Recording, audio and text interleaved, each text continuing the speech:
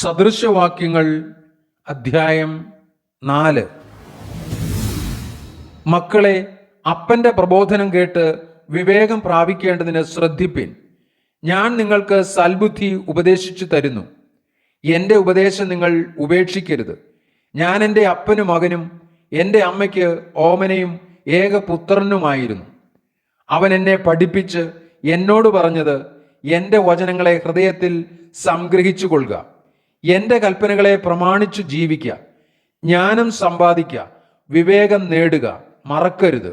എൻ്റെ വചനങ്ങളെ വിട്ടുമാറുകയുമരുത്, അതിനെ ഉപേക്ഷിക്കരുത്. അത് നിന്നെ കാക്കും, അതിൽ പ്രിയം വയ്ക്കുക, അത് നിന്നെ സൂക്ഷിക്കും. ജ്ഞാനം തന്നെ പ്രധാനം, ജ്ഞാനം സമ്പാദിക്കുക. നിന്റെ സകല സമ്പാദ്യത്താലും വിവേകം നേടുക, അതിനെ ഉയർത്തുക, അത് നിന്നെ ഉയർത്തും. അതിനെ ആലിംഗനം ചെയ്താൽ അത് നിനക്ക് മാനം വരുത്തും.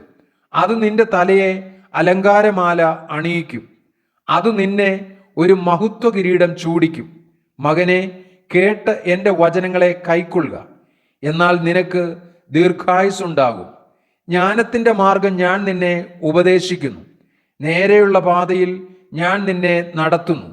നടക്കുമ്പോൾ നിന്റെ കാലടിക്ക് ഇടുക്കം വരികയില്ല, ഓടുമ്പോൾ നീ ഇടറുകയുമില്ല.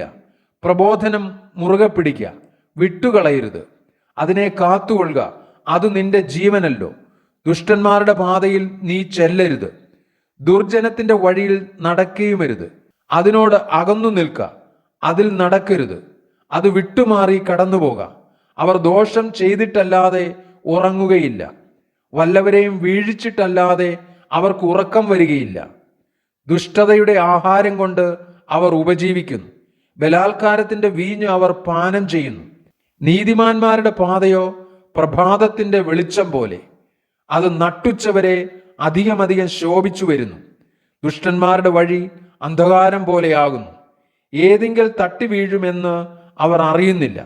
മകനെ, എൻ്റെ വചനങ്ങൾക്ക് ശ്രദ്ധ തരിക, എൻ്റെ മൊഴികൾക്ക് നിന്റെ ചെവി ചായ്ക്ക. അവ നിന്റെ ദൃഷ്ടിയിൽ നിന്ന് മാറിപ്പോകരുത്. നിന്റെ ഹൃദയത്തിന്റെ നടുവിൽ അവയെ സൂക്ഷിച്ചു വെക്കുക. അവയെ കിട്ടുന്നവർക്ക് അവ ജീവനും അവരുടെ സർവ്വദേഹത്തിനും സൗഖ്യവുമാകുന്നു. സകല ജാഗ്രതയോടും കൂടെ നിന്റെ ഹൃദയത്തെ കാത്തുകൊള്ളുക, ജീവന്റെ ഉത്ഭവം അതിൽ നിന്നല്ലോ ആകുന്നത്. വായുടെ വക്രത നിങ്കൽ നിന്ന് നീക്കിക്കളക, അധരങ്ങളുടെ വികടം നിങ്കൽ നിന്ന് അകറ്റുക.